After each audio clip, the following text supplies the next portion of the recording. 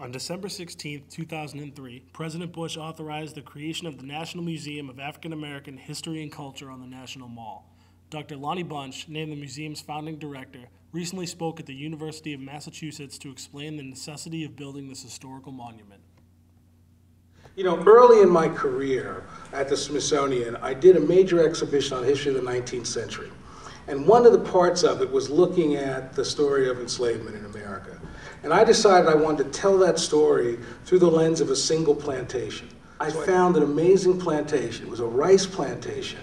I went down this dirt road, and suddenly I turned the corner, and there was a fully extant slave street, 7 slave cabins. And next to one of the cabins was a man named Mr. Johnson.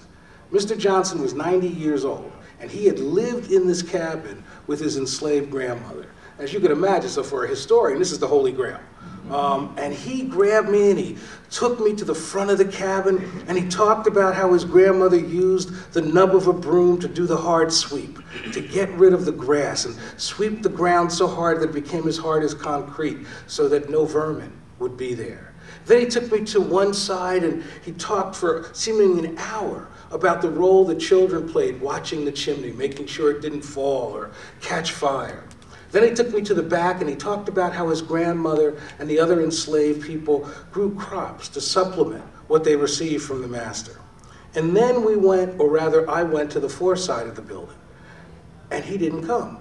And I said, Mr. Johnson, what happened over here? He said, boy, I'm not going over there. And I said, why? He said, because there's nothing but rattlesnakes over there. So, as a Newark kid, after I stopped running, I asked him, I said, Mr. Johnson, why didn't you tell me? And he said, you know, everybody used to remember, and now they forget.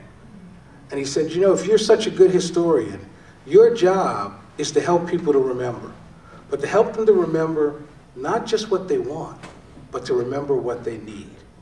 And in some ways, the creation of a national museum of African American history and culture really grows out of Mr. Johnson's words. This museum has to be a place that helps us to remember. It ought to help us to remember the names we think we know in different ways, the Martin Luther Kings and the Sojourner Truths. But it also ought to make sure we really understand the life of the unnamed enslaved woman who got up every morning before she went into the fields and fed her children. And when she came home every night, she made sure that the field didn't strip her of her humanity, of her humor. We've got to remember that woman who voted for the first time in 1962. In some ways, this has to be a museum that helps America come to grips with its tortured racial past. So it has to be a place that says, this is at times a place of pain. As we wrestle with the legacy of enslavement, as we look at segregation, as we look at issues of lynching, this has to be the place where America confronts its history. But it also has to be a place that finds the joy in the African American community. It has to be a place that allows you to tap your toe to Duke Ellington or Aretha Franklin or some hip hop person who I have no idea who it is. But the key is you're supposed to be able to find that joy. And it also has to be a place that really allows you to understand that it's crucial to remember. I really appreciated the speech.